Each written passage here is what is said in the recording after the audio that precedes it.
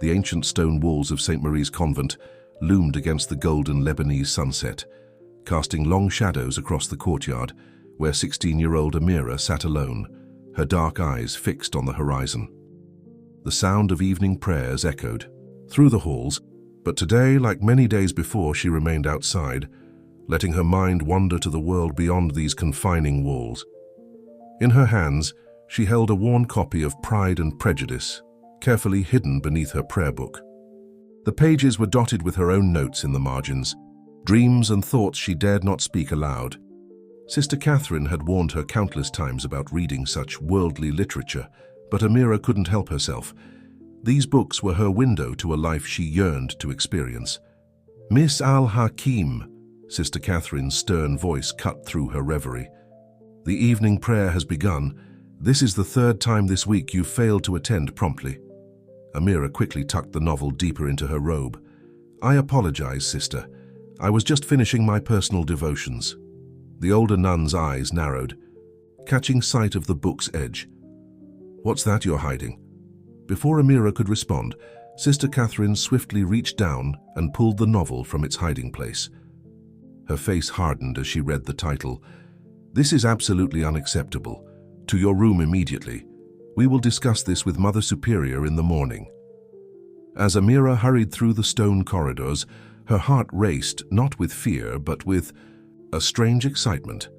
Perhaps this would be the moment that would finally set her free. For months now, she had been pushing the boundaries, testing the limits of what she could get away with. It wasn't just about reading forbidden books. She had been caught dancing in the garden after hours, speaking her mind during lessons, and questioning the strict rules that governed their lives. In her small room, Amira sat at her desk and pulled out her secret diary. The pages were filled with poetry, drawings, and dreams of a different life. She wrote about the sounds of Beirut that drifted over the convent walls, the music, the laughter, the buzz of a city alive with possibility. She documented the stories told by the few visitors they received, tales of parties, romance, and adventure that made her heart ache with longing. That night, as she lay in her narrow bed, Amira made a decision. If Mother Superior decided to punish her again, she wouldn't apologize this time. She wouldn't promise to do better. She was tired of pretending to be someone she wasn't. Morning came with an unexpected twist. Instead of being called to Mother Superior's office, Amira found her parents waiting in the convent's reception room. Her mother's face was tight with disapproval, while her father stood by the window, his back turned to her. "Your behavior has become impossible to manage," Mother Superior stated firmly. "The sisters and I have decided that perhaps the convent is not the right place for you, Amira. Your parents have been informed of our decision." The words should have devastated her, but instead, Amira felt a weight lift from her shoulders. This was it, her chance to experience the life she'd only read about in her beloved books. However, her mother's next words doused her rising excitement. "You will return home immediately. We have already begun making arrangements for your future." The drive back to Beirut was silent and tense. Through the car window, Amira watched as the city came into view, its beautiful chaos, its energy, its promise of freedom. But her mother's words kept echoing in her mind, "arrangements for your future." In their social circle, those words usually meant one thing: marriage. As they pulled up to their family's elegant home in the heart of Beirut, Amira caught sight of her reflection in the car window. The girl in the convent uniform looked back at her, but something had changed in her eyes. There was a determination there, a fire that not even her parents' plans could extinguish. "Your father and I will discuss your situation tonight," her mother said as they entered the house. "Until then, you will remain in your room and reflect on the shame you've brought upon this family." Amira climbed the stairs to her old bedroom, which remained exactly as she had left it 3 years ago. But she was not the same girl who had left this room. That girl had been naive, accepting of the path others chose for her. This Amira was different. As the sun set over Beirut, casting an orange glow through her window, Amira made another decision. She would not let others write her story anymore. Whatever her parents had planned, she would find a way to take control of her own destiny. The convent had tried to contain her spirit and failed. She wouldn't let anyone else cage her again. The morning sun streamed through the silk curtains of Amira's bedroom, casting delicate patterns on the marble floor. A week had passed since her return from the convent, and the family mansion felt just as confining as St. Marie's stone walls. Her mother had arranged for a seamstress to visit, ordering a complete new wardrobe that befitted a young woman of their social standing. Gone were the simple convent uniforms, replaced by designer dresses and delicate jewelry. "Amira, darling," her mother's voice carried through the door, accompanied by a gentle knock. "The Kahalils will be joining us for dinner tonight. I expect you to be on your best behavior." The Kahalils, one of Beirut's most prominent families. Amira had heard whispers from the housekeepers about their youngest son, recently returned from studying in London. Was this part of her parents' arrangements? "Yes, Mama," she replied, keeping her voice neutral while her mind raced with possibilities. If they were trying to arrange a match, perhaps she could use this dinner to her advantage. Later that afternoon, as she sat at her vanity while the hairdresser styled her long dark hair, Amira overheard two maids talking in the hallway. "Did you hear? Prince Karim is in Beirut. They say he's looking for a bride." "The Saudi prince, isn't he much older?" "Age means nothing when you're royalty. Besides, they say he's incredibly handsome." Their voices faded as they moved down the corridor, but the information sparked Amira's curiosity. She had read about Prince Karim in the society pages, a mysterious figure known for his business empire and connections to Europe's elite. The evening arrived with the usual pomp and circumstance of high society gatherings. The Kahalils swept into their home in a parade of expensive perfumes and designer labels. As expected, their son Hassan was everything a proper Lebanese family could want in a potential son-in-law: educated, polite, and completely boring. During dinner, Amira played her part perfectly, just as she had been trained. She smiled at the right moments, spoke softly when addressed, and kept her eyes modestly lowered. But beneath the table, her fingers drummed restlessly against her leg, her mind wandering to the stack of university brochures she had secretly collected. "Amira has always been gifted with languages," her father boasted to Mr. Kahalil. "She speaks French and English fluently." "Impressive," Hassan commented, his eyes lingering on her face. "Though I suppose such skills aren't essential for a traditional wife." Something inside Amira snapped. Before she could stop herself, she replied in perfect Oxford English, "Actually, I find that understanding multiple languages opens doors to different worlds of thought and philosophy. Don't you agree?" An uncomfortable silence fell over the table. Her mother's face tightened while Hassan looked taken aback by her direct response. "I believe what my daughter means," her father began, but was interrupted by the arrival of an unexpected guest. "So, Your Highness," the butler announced, "Prince Karim al-Rashid."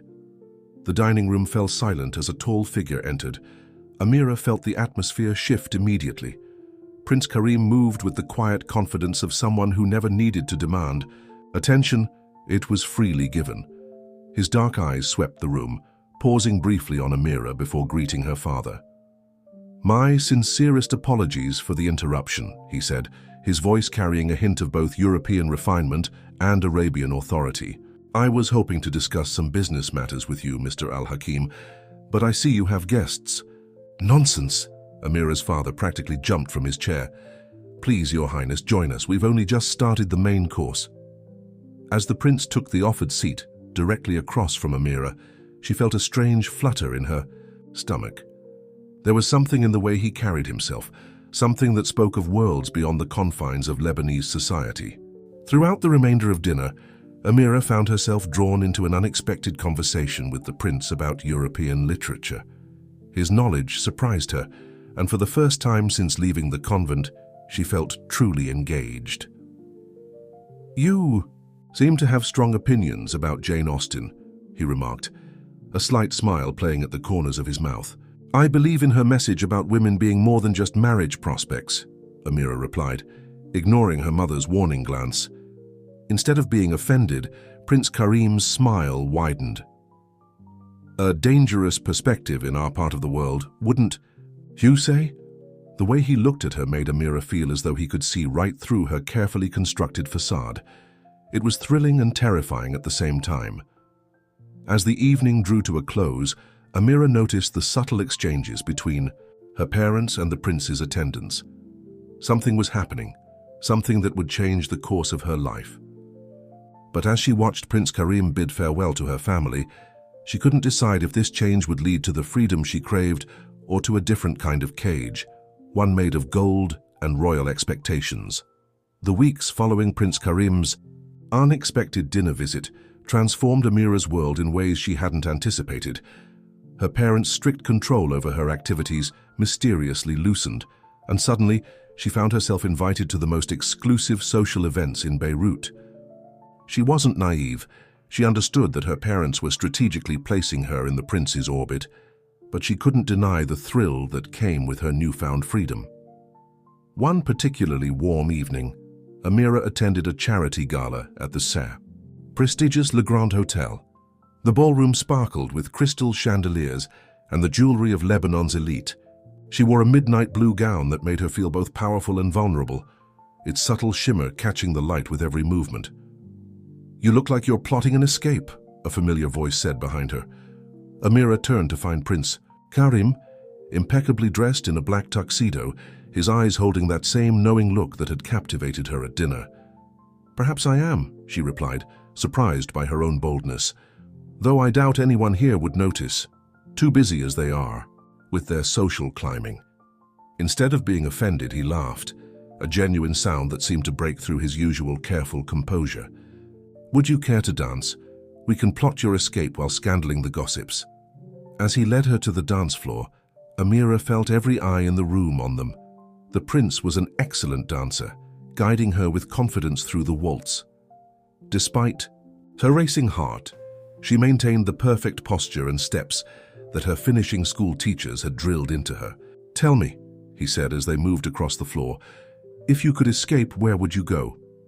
"Paris," she answered without hesitation, "to study at the Sorbonne, or perhaps Oxford." "Not the answer most young women would give," he observed, his hand warm against her back. "I'm not most young women." "No," he agreed, his eyes intensifying. "You most certainly are not." The music shifted to a slower tempo, and Prince Karim drew her slightly closer, still perfectly proper, but intimate. Enough to speak without being overheard. "What if I told you that there are ways to see the world without sacrificing everything?" he asked. "That perhaps freedom doesn't have to mean abandoning all tradition?" Amira felt her pulse quicken. "I would say that sounds too good to be true." "I have homes in London, Paris, and Dubai," he continued. "My business requires frequent travel. A wife of mine would never be confined to one place." The word wife sent a jolt through Amira's system. So this was it, the real reason for his attention. Yet instead of feeling trapped, she felt strangely exhilarated. "And what would be expected of this hypothetical wife?" she asked, keeping her voice steady. "Intelligence, grace, the ability to move in both Eastern and Western circles." His eyes held hers, and most importantly, the strength to be herself while respecting certain necessary traditions. The dance ended, but neither of them moved immediately. To separate. Around them, the ballroom buzzed with whispers and speculation. "You make it sound simple," Amira said finally. "Nothing worth having is ever simple," he replied. "But I believe the right person would find it rewarding." Over the next few days, expensive gifts began arriving at the Al-Hakim household. Rare books, exotic flowers, jewelry that could fund a small nation. But what caught Amira's attention were the handwritten notes that accompanied each gift, written in elegant Arabic script.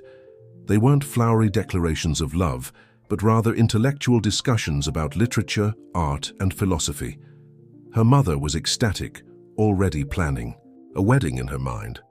Her father spent long hours in meetings with Prince Karim's representatives, discussing matters that Amira wasn't privy to.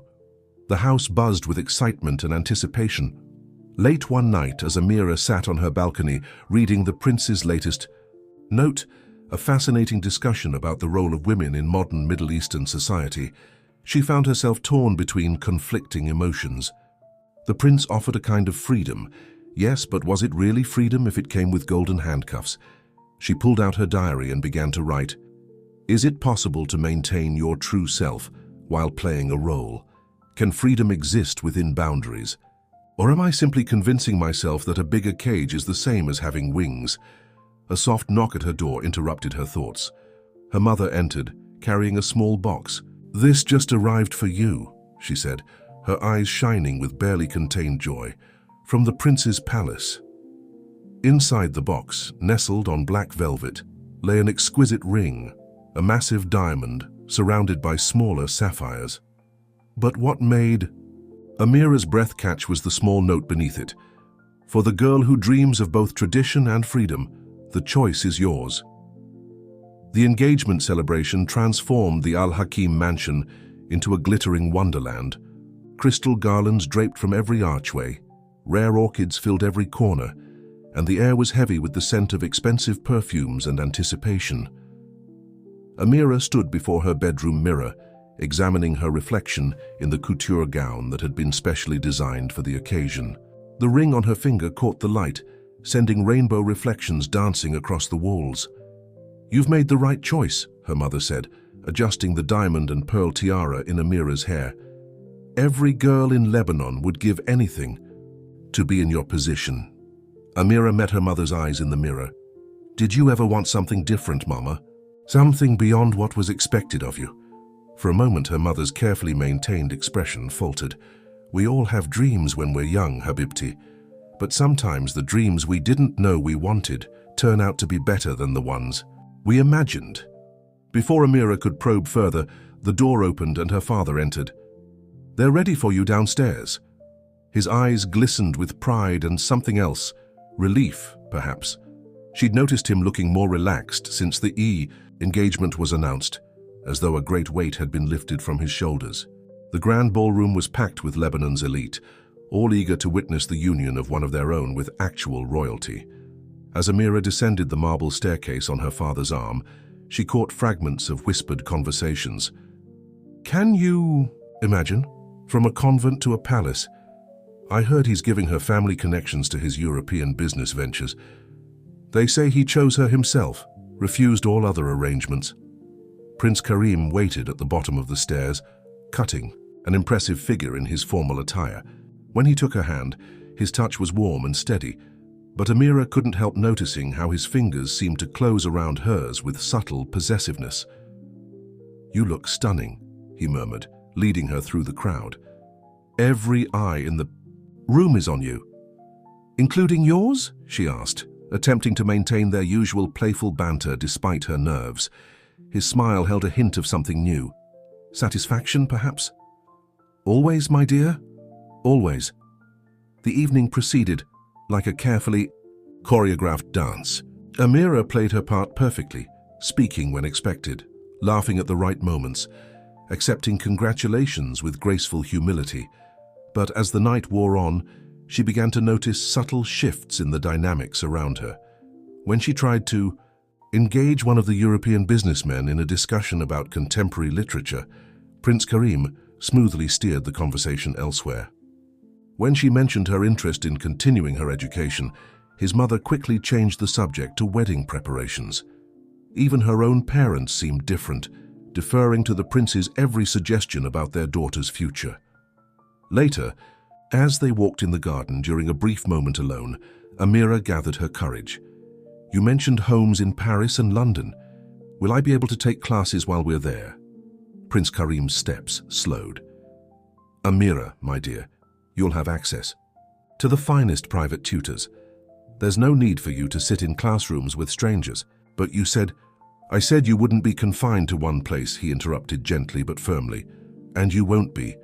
You'll travel with me, see the world, experience different cultures. But as my wife, you'll have certain responsibilities, certain standards to maintain. Surely you understand."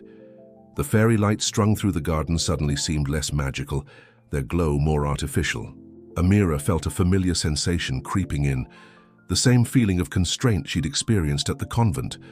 But this time, she had chosen it herself. "Of course," she replied, her voice barely a whisper. He lifted her chin with one finger, his touch gentle but commanding. "You're going to be a princess, Amira. Do you know how many women dream of such a destiny?" Looking into his dark eyes, Amira remembered her own dreams, different dreams, filled with university lectures and independent adventures. But she also remembered the reality of her situation, the expectations of her family, the weight of tradition. Perhaps her mother was right. Perhaps the dreams we don't choose sometimes turn out to be better than the ones we imagine. The engagement party continued inside, but Amira remained in the garden for a moment longer, watching the stars peek through the Lebanese sky. The same stars would shine over Paris, over London, over all the places she'd dreamed of exploring. She would see them, yes, but through the windows of private planes and luxury penthouses, always under the watchful eye of her future husband and his entourage. As she touched the ring on her finger, Amira realized that freedom, like everything else in life, came with its own price. She just hadn't expected it to cost quite so much. The wedding preparations consumed every moment of Amira's life in the months that followed. Her days became an endless parade of fittings, tastings, and protocol lessons. The royal wedding planners transformed her family's spacious mansion into a command center, with different rooms dedicated to various aspects of the ceremony. Everything had to be perfect, they said. After all, this wasn't just any wedding. It was a union that would be chronicled in history books. "Stand straighter," the etiquette instructor commanded, circling Amira like a hawk. "A princess never slouches, and remember, you must always wait for His Highness to speak first during formal occasions." Amira bit back a retort, remembering the way Prince Karim had frowned when she'd questioned similar instructions last week. Instead, she adjusted her posture and practiced the proper way to accept congratulations from dignitaries. Eyes lowered, smile modest, voice soft but clear. The only respite came in the form of the occasional private dinners with Karim. During these moments, glimpses of their earlier intellectual conversations would resurface, reminding her of why she'd agreed to this marriage in the first place. But even these occasions had begun to feel choreographed, with his attendants always hovering nearby and conversations steered away from anything too controversial. One evening, as they dined on the terrace of his Beirut residence, Amira noticed a newspaper headline about women's education reforms in the region. "What do you think about—" she began. "I've arranged for us to spend our honeymoon in the Maldives," Karim interrupted smoothly. "Complete privacy, just the two of us." He paused, then added with a slight smile, "Well, and the necessary security, detail, of course." "The Maldives sounds lovely," Amira replied automatically, the response drilled into her by weeks of training. But inside, something crumpled. Another conversation deflected, another topic deemed unsuitable. Later that night, in the sanctuary of her bedroom, Amira pulled out her diary, now hidden inside a hollow book since her mother had suggested that princesses don't keep journals. Her pen hovered over the blank page as she struggled to articulate the growing unease in her heart. "The cage grows smaller each day," she finally wrote. "Every lesson, every rule, every suggestion is another bar being welded into place. Karim speaks of seeing the world, but all I see are walls closing in. The walls are made of golden silk now, but they're still walls." A soft knock interrupted her writing. "Come in," she called, quickly hiding the diary. Her father entered, looking uncharacteristically hesitant. "I thought you might want to see this," he said, holding out a thick envelope. Amira recognized the Oxford University crest immediately. With trembling fingers, she opened the letter, her heart racing as she read the words, "We are pleased to offer you admission." "It arrived last week," her father said quietly. I should have given it to you sooner." "It doesn't matter now," Amira replied, trying to keep her voice steady, but her fingers clenched around the paper, creasing the heavy stock. Her father sat beside her on the bed, something he hadn't done since she was a little girl. "When I agreed to this marriage," he began slowly, "I thought I was securing your future, the prince's offer, and it wasn't just about the marriage. There were other considerations." Amira looked up sharply. "What do you mean?" He shook his head. "It's nothing for you to worry about. Just know that sometimes we make sacrifices for our family's security. Your marriage will ensure that our family's position remains stable." The weight of his words settled over her like a heavy blanket. This wasn't just about her anymore. Her family's future somehow depended on this union. "Papa," she whispered, "did something happen? Are we in some kind of trouble?" No, he said quickly, too quickly. "Everything is fine, better than fine. You're about to become a princess." He stood, smoothing his jacket with slightly shaky hands. "I just wanted you to know that your mother and we're proud of you for doing your duty."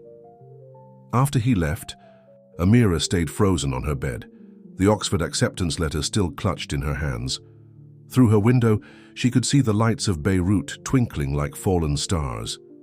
Somewhere in that glittering cityscape, her future husband was probably in meetings, making decisions, living the life of power and authority she would soon orbit around. She thought of her father's trembling hands, of the relief in his eyes.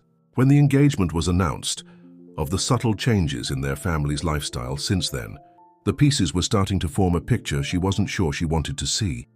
The sound of fireworks startled her, another celebration in honor of the upcoming royal wedding. As the colors burst against the night sky, Amira watched them through, eyes that were finally beginning to see clearly. She wasn't just marrying a prince, she was becoming a piece in a larger game, one whose rules she was only starting to understand. The day of the royal wedding arrived with all the grandeur and spectacle one would expect from such a momentous occasion. Beirut had transformed into a fairy tale city, with streets lined with flowers and gold-trimmed banners fluttering in the warm breeze. The presidential palace, where the ceremony would take place, gleamed like a jewel under the Mediterranean sun. In the bridal suite, Amira sat motionless as an army of stylists worked their magic. Her wedding dress, a masterpiece of French haute couture, sparkled with thousands of hand-sewn crystals and pearls. The veil, an heirloom from Karim's family, was so delicate it seemed to float around her like morning mist. "You look like something from a dream," her mother whispered, tears glistening in her eyes. "I never imagined. When you were born, I couldn't have dreamed." Amira caught her mother's reflection in the mirror. "Mama, are you happy? In your marriage, I mean." Her mother's face softened. "Your father is a good man. He's given me a beautiful life." "That's not what I asked." Before her mother could respond, the door opened and a royal coordinator swept in. "It's time, Your Highness." The title still felt foreign to Amira's ears. Soon she would be formally addressed as Her Royal Highness Princess Amira al-Rashid. The weight of the crown that would be placed on her head during the ceremony seemed to already press down upon her. The wedding was a blur of ancient traditions and modern spectacle. Amira floated through it all as if in a dream, speaking her vows in a clear voice that betrayed none of the turmoil in her heart. When Karim placed the ring on her finger, a new one, even more magnificent than her engagement ring, his hands were steady and sure. "You are mine now," he whispered, as he helped her rise from the ceremonial kneeling position. The possessiveness in his voice sent a shiver down her spine. The reception that followed was attended by royalty from across the Middle East, European, aristocrats and international dignitaries. Amira played her part perfectly, drawing on months of protocol training. She noticed how Karim beamed with pride whenever someone commented on her grace and poise. "She's exactly what our family needed," she overheard Karim's mother telling another royal. "Beautiful, well-bred, and most importantly, malleable." The word echoed in Amira's head as she danced with her new husband. Malleable, like clay to be molded, like metal to be shaped. Later that night, as their private jet carried them toward the Maldives, Amira watched the lights of Beirut fade into the darkness. Karim was absorbed in some business documents, barely acknowledging her presence, except to occasionally pat her hand. Their arrival at the private island resort was met with the same careful orchestration that had characterized every moment since their engagement. An entire staff had been flown in. The villa was stocked with Amira's favorite foods, or at least what her new husband thought were her favorites, and every possible comfort had been anticipated. "What do you think?" Karim asked, watching her reaction to the luxurious surroundings. "It's beautiful," she replied truthfully. The villa was a masterpiece of design, with floor-to-ceiling windows overlooking the crystal-clear waters of the Indian Ocean. "Only the best for my princess," he said, pulling her close. "I want you to be happy here." "I'd be happy anywhere if I could just be myself," she said softly, testing the waters. His embrace tightened slightly. "You are being yourself. This is who you are now. My wife, a princess, a representative of our family." Over the next few days, Amira discovered that even in paradise, the golden chains of her new life followed her. Every activity was scheduled, every meal planned, every moment observed by the ever-present staff and security detail. One morning, she woke early and slipped out to the beach, hoping to swim in the ocean like she used to do during family vacations in Lebanon. Before her toe could touch the water, a security guard materialized. "I apologize, Your Highness, but you must wait. For the water to be tested and secured, and you'll need a female attendant present." Amira stared at the inviting waves, so close yet unreachable. "When will that be?" "His Highness has scheduled your beach time for this afternoon, between 3 and 4. Even the ocean had become something that required permission and scheduling. As she turned back toward the villa, Amira caught sight of her reflection in a window. The woman who stared back at her was beautiful, polished, perfect, and completely unrecognizable. In her private diary that night, she wrote, "I thought I was trading one form of freedom for another, but now I wonder if I've traded freedom for a perfect prison. Every luxury I could want, except the luxury of choice. Every comfort, except the comfort of being true to myself. Every privilege, except the privilege of privacy." She closed the diary quickly as Karim entered the room. He smiled at her, that same confident smile that had once made her heart race. Now it made her wonder what other changes he had planned for her, what other parts of herself she would be expected to surrender. Life in the royal palace of Dubai was nothing like the fairy tales Amira had read as a child. 3 months into her marriage, she had mastered the art of moving through her days like a perfectly programmed automaton. Every morning began with a briefing from her social secretary about her scheduled appointments. Every outfit was pre-selected by her stylist, and every word she spoke in public was carefully rehearsed. The palace itself was a masterpiece of modern luxury, mixed with traditional Arabian architecture. Gold leaf adorned the ceilings, crystal chandeliers cast rainbow shadows on marble floors, and priceless artwork graced every wall. But to Amira, it felt more like a museum than a home, beautiful but cold and untouchable. "Your Highness," her personal assistant Sarah called softly from the doorway of Amira's private sitting room. "The cultural minister's wife has arrived for tea." Amira nodded, smoothing her designer dress as she rose. These afternoon teas had become a regular part of her schedule, carefully orchestrated meetings with the wives of important officials where every gesture was analyzed and every word reported back to her husband. "Oh, and His Highness asked me to remind you about the charity gala tonight," Sarah added. "He specifically requested that you wear the blue Dior gown." Even her wardrobe choices were no longer her own. Amira remembered a time when she used to love dressing up, but now each outfit felt like another costume in an endless performance. The tea proceeded like all the others, with polite conversation about acceptable topics, fashion, charity work, and carefully sanitized gossip about other royal families. As she poured tea with the practiced grace that had been drilled into her, Amira caught herself wondering what her former classmates at the convent were doing now. Were any of them at university, living the life she had once dreamed of? "Your Highness," the minister's wife said, interrupting her thoughts. "We're all dying to know, when can we expect happy news about an heir?" Amira's hand trembled slightly as she set down her teacup. This was the question that had been growing more frequent lately, the expectation that seemed to hover in every corner of the palace. "When Allah wills it," she replied with the practiced response she'd been taught. Later that evening, as she prepared for the gala, Amira overheard 2 of her attendants whispering outside her dressing room. "I heard His Highness has been spending a lot of time with that French diplomat's daughter." "Shh! You know we're not supposed to discuss such things." The words hit Amira like a physical blow. She had noticed Karim's increasing absences, the late-night meetings, the business trips that seemed to grow longer each time. But she had forced herself not to think about what they might mean. At the gala, Amira watched her husband from across the room. He was deep in conversation with a stunning blonde woman whom she recognized as the diplomat's daughter. The way they leaned close to each other, the familiar smile on Karim's face, it was all painfully familiar. It was how he had once looked at her. "Your Highness." A voice startled her from her observations. It was Dr. Rahman, one of the few people in the palace who still treated her like a human being rather than a porcelain doll. The elderly doctor had been treating the royal family for decades, and there was kindness in his eyes as he looked at her. "Are you feeling well? You look pale." "I'm fine," Amira said automatically. Then, surprising herself, added, "Actually, I've been having trouble sleeping lately. Perhaps I could schedule an appointment." The doctor nodded understandingly. "Of course. Come to my office tomorrow morning. We'll talk." That night after the gala, Amira stood in front of her bedroom mirror, really looking at herself for the first time in months.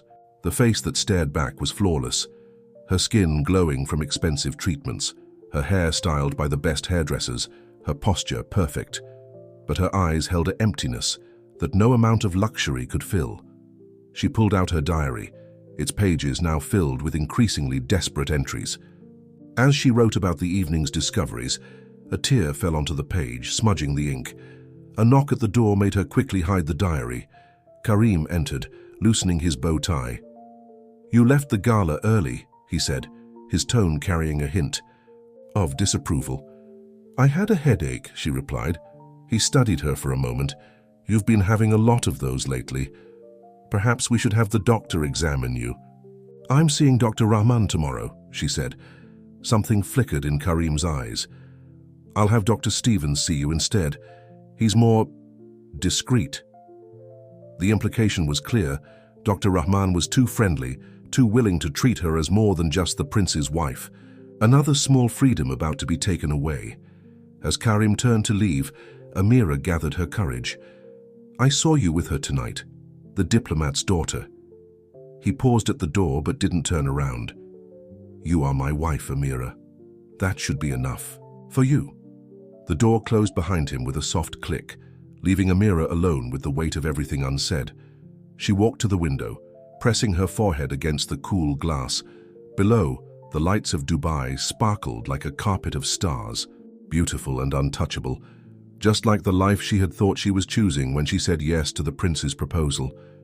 The morning sun streamed through the stained glass windows of Dr. Rahman's office, casting colorful patterns across the Persian carpet. Despite Karim's insistence on Dr. Stevens, Amira had managed to keep her appointment with the elderly physician. She sat nervously on the edge of her chair, hands clasped tightly in her lap. "Your Highness," Dr. Rahman said gently, "you're expecting." The words hung in the air like suspended crystals, catching the light and refracting it into 1,000 different possibilities. Amira's hand instinctively moved to her stomach, still flat beneath her silk blouse. "Are you certain?" she whispered. The doctor nodded, his kind eyes crinkling at the corners. "About 8 weeks along. Would you like me to call for His Highness?" "No." The word came out sharper than she intended. "I mean, please, I'd like to tell him myself." Dr. Rahman studied her face carefully. "Your Highness, Amira, you know you can speak freely with me. Doctor-patient confidentiality is sacred, even in a palace." Tears welled up in Amira's eyes before she could stop them. "I don't know who I am anymore," she confessed. "Every day I feel like I'm disappearing a little more.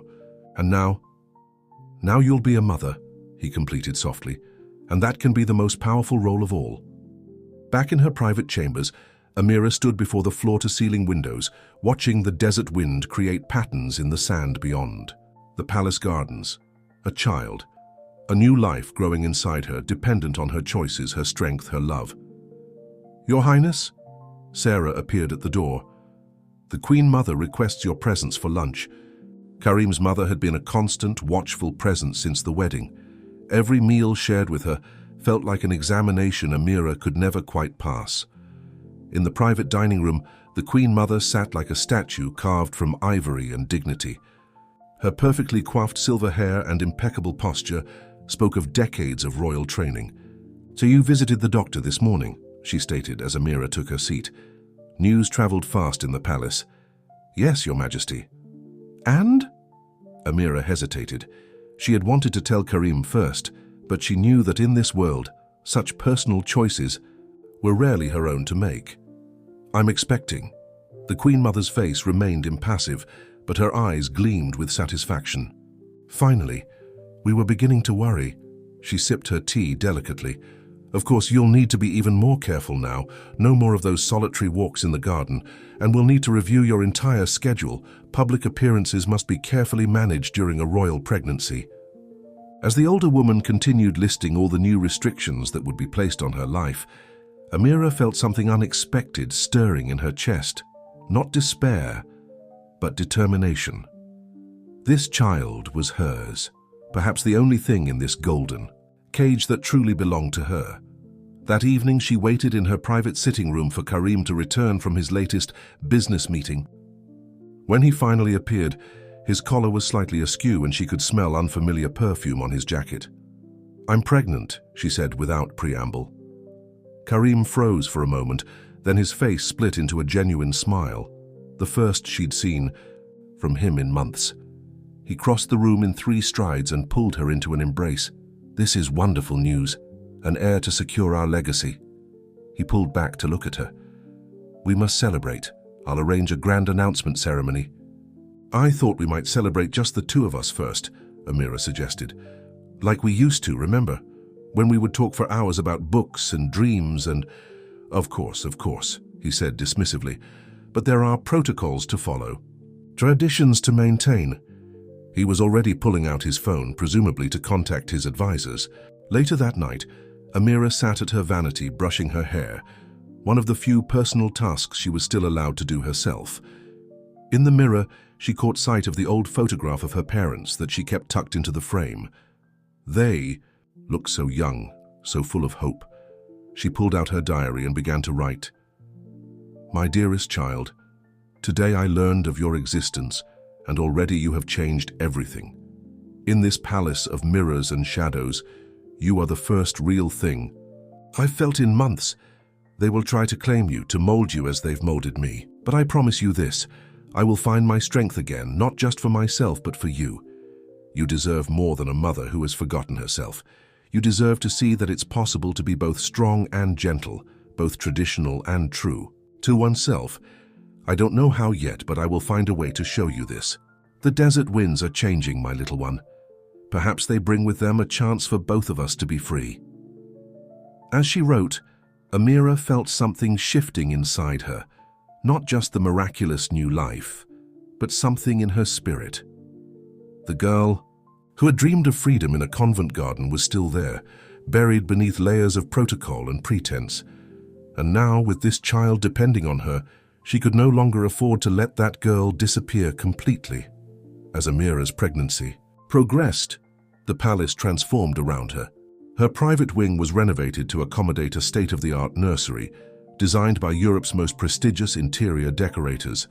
An army of specialists was brought in, nutritionists, prenatal experts, and even a team of researchers documenting every aspect of the royal pregnancy for historical records. But amidst all this attention, Amira had never felt more alone. Her every movement was monitored, her every craving documented, her body no longer her own, but a vessel for the future of the royal lineage. Even her morning sickness became a matter of state concern, with daily reports sent to the Queen Mother about her condition. One morning, as she sat in the palace garden during her strictly scheduled outdoor time, she noticed a young gardener tending to the roses. The girl couldn't have been more than 20, and she worked with such peaceful concentration that Amira found herself envying her simple freedom. "Those yellow ones are beautiful," Amira said, breaking protocol by speaking directly to a staff member. The gardener startled, nearly dropping her shears. "Your Highness, Yes, they're desert sunbursts. They're quite rare, actually. They can bloom even in the harshest conditions." Something about the girl's genuine enthusiasm touched Amira. "What's your name?" "Zara, Your Highness." Before they could continue their conversation, Sarah appeared, looking flustered. "Your Highness, it's time for your prenatal yoga session," and she glanced meaningfully at Zara, who quickly gathered her tools and disappeared down the garden path. That night, During another lonely dinner, Karim was away on business again. Amira found herself thinking about Zara and the desert sunburst roses. She had started keeping a new diary, this one written as letters to her unborn child, and she pulled it out now. "My darling, today I learned about flowers that bloom in the desert, finding beauty in the most unlikely places. I've been feeling lost, trapped in this gilded cage, but perhaps I've been looking at it all wrong. Maybe, like those roses, we can find a way to flourish even here. Your father's absence grows more noticeable with each passing day, but in some strange way, it's giving me space to breathe, to think, to remember who I was before I became a princess. The palace walls haven't changed, but I'm beginning to see gaps between the bars." A knock at the door interrupted her writing. To her surprise, it was Dr. Rahman. "Your Highness, I hope I'm not disturbing you. I wanted to check on you personally after hearing about your morning discomfort." His kind face and genuine concern brought unexpected tears to her eyes. "It's not the morning sickness that troubles me, Doctor." He sat down carefully in the chair, across from her. "I've served this family for 30 years, Your Highness. I've seen much and said little, but perhaps it's time for someone to speak truthfully with you." Amira leaned forward, hungry for honest conversation. "The palace. It has its own ways of dealing with inconvenient truths," he said carefully. "There are those who would prefer that you remain isolated, dependent, but you're stronger than they know." "What can I do?" she whispered. "Every move I make is watched. Every word I speak is reported." "Start small," he advised. "Build allies. There are more people in this palace than you realize who remember what it was like before things became as they are now. People who might welcome a return to more modern ways." He stood to leave, then paused. "Oh, and Your Highness? I've prescribed you daily walks in the garden, for the baby's health, of course, perhaps around the time the roses are being tended." Over the next few weeks, Amira began to look at the palace with new eyes. She noticed how the young guard at her door would subtly warn her when the Queen Mother was approaching, how her favorite kitchen maid always made sure there were extra sweets with her tea, the kind she had mentioned missing from her childhood in Lebanon, how Zara would leave fresh desert sunbursts in her private sitting room, their resilient beauty, a daily reminder of quiet strength. During her garden walks, she and Zara developed a careful friendship. The young gardener taught her about the different flowers, and in return Amira shared stories of Lebanon and her dreams of education. Other staff members began to warm to her as well, responding to her genuine interest in their lives, with a loyalty that went beyond mere duty. But not everyone approved of these changes. The Queen Mother's visits became more frequent, her suggestions more pointed. "A princess does not fraternize with servants," she said during one particularly tense afternoon tea, "especially not in your condition. Everything you do now reflects on the future heir." "The heir," Amira replied, resting a hand on her growing belly, "will need to understand all their people, not just those who live in palaces." The Queen Mother's eyes narrowed. "You've become quite outspoken since your condition began. Perhaps I'm finally finding my voice." That evening, Amira noticed that Zara was no longer in the garden. When she asked Sarah about it, her assistant looked away uncomfortably. "She's been reassigned to one of the other royal properties, Your Highness." The message was clear. Any connection she made could be severed, any small freedom could be revoked. But as she wrote in her diary that night, she felt a new resolve, strengthening within her. "My child, today I learned another lesson about power. They think they're teaching me submission, but instead, they're teaching me strategy. Every ally they take away, every restriction they add, only shows me more clearly what they fear. And what they fear, my darling, is a woman who knows her own worth." The 7th month of Amira's pregnancy brought with it a suffocating heat wave and an unexpected revelation. As she sat in her private study, reviewing the charitable foundation proposals that were now her only permitted occupation, Sarah rushed in, her face pale with urgency. "Your Highness, She hesitated, wringing her hands. "I believe there's something you need to see." She placed a tablet on Amira's desk, open to a French society magazine. The headline made Amira's heart stop. Royal romance. Prince Karim spotted in Paris with socialite Sophie Dubois. The accompanying photos showed her husband at various intimate dinners and events with the diplomat's daughter, spanning the past several months. "There's more," Sarah said softly. "The staff, they've been talking. She's taken up residence in the palace's West Wing." The West Wing, where Karim spent so many of his late meetings. The pieces clicked into place with devastating clarity. All those nights, he had been just across the palace grounds. Amira's hands trembled as she set down the tablet. "How long have you known?" Sarah looked down. "The staff has known for a while, but we were forbidden to speak of it. The Queen Mother's orders." Of course, the Queen Mother, who had been so insistent on controlling every aspect of Amira's pregnancy while turning a blind eye to her son's indiscretions, who had worked so hard to keep Amira isolated, dependent, uninformed. Just then, Dr. Rahman appeared at the door, his face grave. "Your Highness, I came as soon as I heard. Your blood pressure is probably through the roof." "Right now," Amira finished with a bitter laugh. "Tell me, doctor, did you know too?" The elderly physician sat down heavily. "I've served this family through many difficult times, but my primary concern has always been the health of my patients, both you and your child." Amira placed a protective hand over her swollen belly, feeling her baby kick as if in response. "What happens to royal wives who refuse to accept such arrangements?" "Traditionally," Dr. Rahman's voice was careful, "they accept their position and focus on their children. The palace provides every luxury, every comfort." "Every comfort except dignity," Amira interrupted. She stood, walking to the window that overlooked the palace gardens. The desert sunburst roses were in full bloom, defiant against the harsh summer sun. "There are other options," Dr. Rahman said quietly, "but they come at a great cost, especially for a mother." Amira turned back to face him, her mind racing. "What do you mean?" Before he could answer, the door opened again, revealing the Queen Mother. Her face was a mask of royal composure, but her eyes were sharp with anger. "Leave us," she commanded. Sarah and Dr. Rahman hesitated, but eventually bowed and departed. "So," the older woman said, picking up the tablet with distaste, "you've seen this unfortunate publicity. I trust you understand the need for discretion." "Discretion?" Amira's voice was barely a whisper. "You mean silence, submission, acceptance of humiliation?" "I mean understanding your role," the Queen Mother snapped. "You are carrying the heir to the throne. That is your purpose, your duty. Whatever else happens is irrelevant."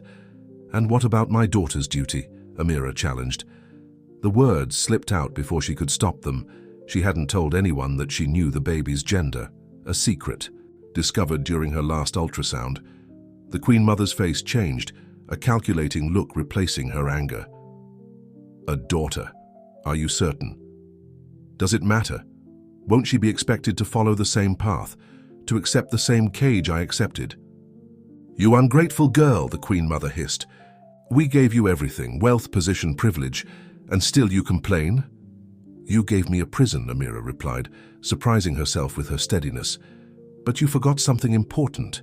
You forgot that I once lived in another prison, the convent, and I found my way out of that one too." The Queen Mother stepped closer, her voice dropping to a dangerous whisper. "Let me be very clear. You will maintain your dignity, your silence, and your place. You will give birth to this child, Kampu, who will be raised as a proper royal, regardless of gender. And you will accept your role with grace. Or what? Or you will lose everything, including your child." The threat hung in the air like poison. Amira felt her baby kick again, stronger this time, as if protesting against the grandmother's words. As the Queen Mother swept out of the room, Amira sank back into her chair, her mind whirling. She pulled out her diary with shaking hands. "My precious daughter, today I learned the true price of silence and the true value of courage. They think they have trapped me, trapped us in their web of tradition and power. But they've made a crucial mistake. They've given me something worth fighting for you. I promise you this. You will never have to wonder if you're worth more than a title. You will never have to choose between dignity and duty. You will know freedom, real freedom, not the gilded cage they call privilege. I don't know how yet, but I will find a way, for both of us." As she wrote, a plan began to form in her mind. It would be dangerous, perhaps impossible, but as she felt her daughter move within her, Amira knew she had no choice. The time for silence was over. Over the next few weeks, Amira became the model of royal compliance. She attended her prenatal appointments without complaint, smiled graciously at public events, and never mentioned the woman in the West Wing. The Queen Mother's suspicions gradually eased, and even Karim seemed relieved by her apparent acceptance of the situation. But beneath this peaceful surface, Amira was meticulously preparing her escape. Each night after the palace settled into silence, she would write detailed letters to her parents, to her old teachers at the convent, to journalists she trusted, telling her story, explaining her reasons, ensuring that her voice would be heard even if she failed. Dr. Rahman proved to be an unexpected ally. During her regular checkups, he would slip her information, which guards were sympathetic, which staff members could be trusted, which security protocols might have weaknesses. "Your daughter is strong," he told her during one such visit, his voice carrying a double meaning. "She's a survivor like her mother." Sarah, too, had chosen her side. The young assistant began gathering small but crucial pieces of information: guard rotation schedules, security camera blind spots, the patterns of palace life that might provide an opportunity. One evening, as Amira sat in her garden during her designated outdoor time, a small piece of paper fluttered from beneath a freshly cut desert sunburst rose. It was from Zahra, the transferred gardener.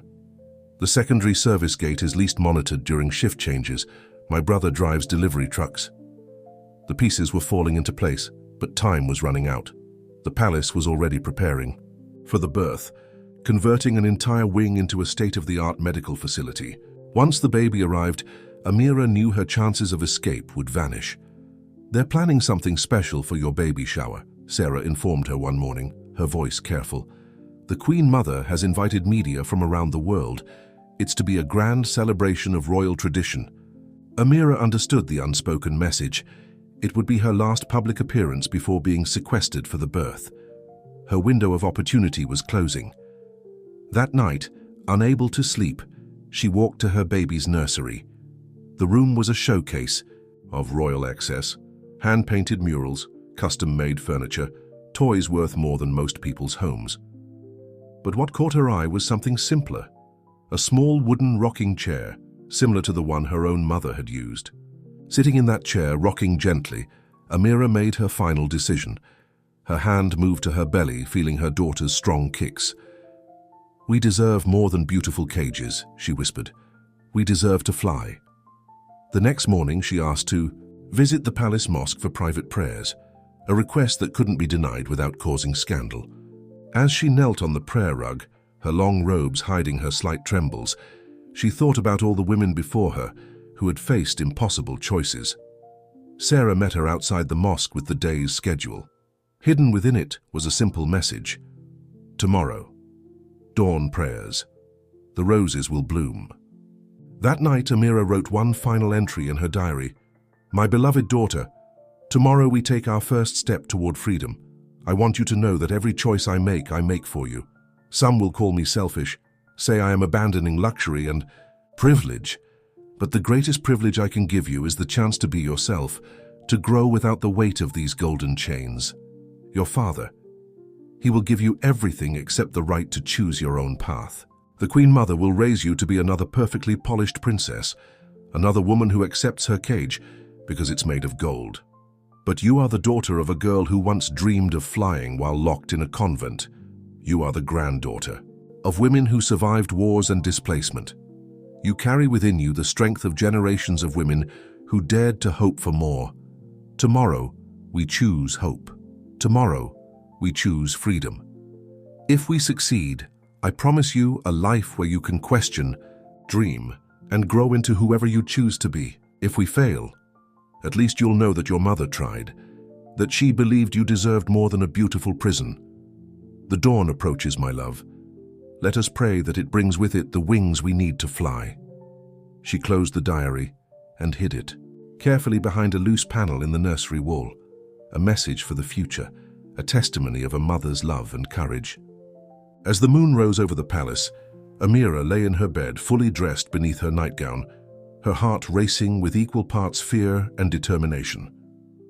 In a few hours, she would either win freedom for herself and her daughter, or lose everything in the attempt. Outside her window, the desert sunburst roses glowed softly in the moonlight, their petals open despite the desert night's chill, survivors, adapters, beautiful rebels blooming against all odds. The pre-dawn palace was shrouded in shadows as Amira carefully made her way through the corridors, her heart pounding beneath her traditional prayer abaya. The guard at her door had been specially chosen for this shift, one of the few who had shown her kindness over the months. He nodded almost imperceptibly as she passed, his eyes carefully averted. Sarah waited at their predetermined meeting point, her hands trembling as she handed Amira a small bag containing essentials, documents, money, and a burner phone that Dr. Rahman had somehow procured. They embraced briefly, both knowing this might be their last meeting. "May Allah protect you both," Sarah whispered, touching Amira's swollen belly gently. The path to the service gate seemed endless. Every shadow made her freeze, every distant sound sent her heart racing. But she kept moving, remembering her daughter, remembering her promise of freedom. At the gate, everything happened exactly as planned until it didn't. The delivery truck was there, Zara's brother at the wheel, just as promised. But as Amira approached, a familiar voice cut through the pre-dawn silence. "Did you really think we wouldn't be watching?" The Queen Mother stepped out of the shadows, flanked by security guards. Behind her stood Karim, his face a mask of cold fury. "I expected better from you," he said, his voice carrying that same smooth control that had once charmed her. "After everything I've given you." Amira straightened her spine, one hand protectively over her belly. "Given me? You've taken everything, my freedom, my dignity, my voice. You are my wife," he replied, as if that explained everything. "I am more than that," Amira said, her voice growing stronger. "I am a woman who dreams, who thinks, who feels, and this child deserves more than a life in a golden cage." The Queen Mother stepped forward, her eyes glittering dangerously. "You foolish girl, did you really believe we would let you take the air, that we would allow such scandal?" "Allow?" Amira laughed, a sound of genuine amusement that seemed to startle them all. "You still don't understand. I'm not asking for permission anymore." As if on cue, car lights suddenly flooded the courtyard. Vehicles bearing the logos of international news organizations pulled up to the gates. From them emerged journalists, photographers, and, most surprisingly, Amira's parents. "What is this?" Karim demanded. "Insurance," Amira replied calmly. "Every major news outlet in the world received copies of my diaries this morning, along with documented evidence of everything that happens behind these palace walls. Dr. Rahman has medical records. Sarah has photographs. Even your precious Sophie provided proof, though she doesn't know it yet." The Queen Mother's face drained of color. "You wouldn't dare risk such scandal." "Wouldn't I? I learned from the best after all. You taught me that power lies in secrets, in keeping them and in knowing when to reveal them." Karim stepped forward, his voice low and dangerous. "You think this changes anything? You are my wife. That child is my heir." "No," Amira's father spoke up, his voice firm. "She is my daughter first, and you signed a contract when you married her, a contract that my lawyers have been reviewing very carefully." "Any attempt to force me to stay," Amira added, "will only make the scandal worse. But let me go quietly, grant me a divorce and fair access to my child, and perhaps we can all save face." The standoff seemed to last an eternity. Amira could feel her daughter moving inside her, as if lending her strength. Finally, it was the Queen Mother who broke the silence. "Let her go," she said to Karim. "The publicity would destroy us." The Dig's sun was rising over Dubai as Amira walked through the gates, her head held high. Her parents flanked her protectively as she climbed into their waiting car. Through the window, she caught one last glimpse of the palace. beautiful, opulent, and empty of real love. 6 months later, Amira sat in a sunny apartment in Paris watching her daughter sleep in her bassinet. Little Noor, named for the light she brought into her mother's life, was a perfect blend of her parents, with Amira's determined spirit already showing in her bright eyes. The divorce had been handled quietly, with arrangements that allowed both parents access to their child. Karim, perhaps finally understanding what he had lost, had agreed to all of Amira's terms. She would raise Noor primarily in Paris, where Amira had finally enrolled in university, but their daughter would also know her royal heritage and spend time with her father's family. On her desk lay an acceptance letter from the Sorbonne and her latest diary entry. "My dearest Noor, today you smiled your first real smile, and I saw in it all the hope and promise I fought for. You will grow up knowing both worlds, the privilege of your father's heritage and the freedom of making your own choices. Some call me the princess who gave up everything, but they don't understand. I gave up a cage for wings, silence for voice, submission for strength. And in return I gained something precious, the chance to show you that real love sets you free. You are born of two worlds, my darling. May you take the best of both, the grace of a princess and the strength of a free woman. May you never feel trapped by others' expectations. May you always know that you are loved not for your title, but for your heart. And may you always remember that sometimes the bravest thing a bird can do is leave its golden cage and trust its wings to fly." Outside her window, in a small window box, a desert sunburst rose bloomed in the Parisian spring. A gift from Zara, a reminder that beauty can flourish anywhere when given the freedom to grow. Fim da Historia. Dear listeners, we hope Amira's journey of courage and self-discovery has touched your hearts. Her story reminds us that true freedom comes not from external circumstances, but from the courage to be true to ourselves. We have many more compelling stories just like this one, exploring the complexities of love, family, and personal growth. If you'd like to continue this emotional journey with us, please subscribe to our channel and give this video a like. Join our community in the comments below and share your thoughts on Amira's brave choices. Remember, every story comes to life through its listeners, and we look forward to sharing more extraordinary tales with you. Until our next story, keep dreaming, keep believing, and most importantly, keep being true to yourself.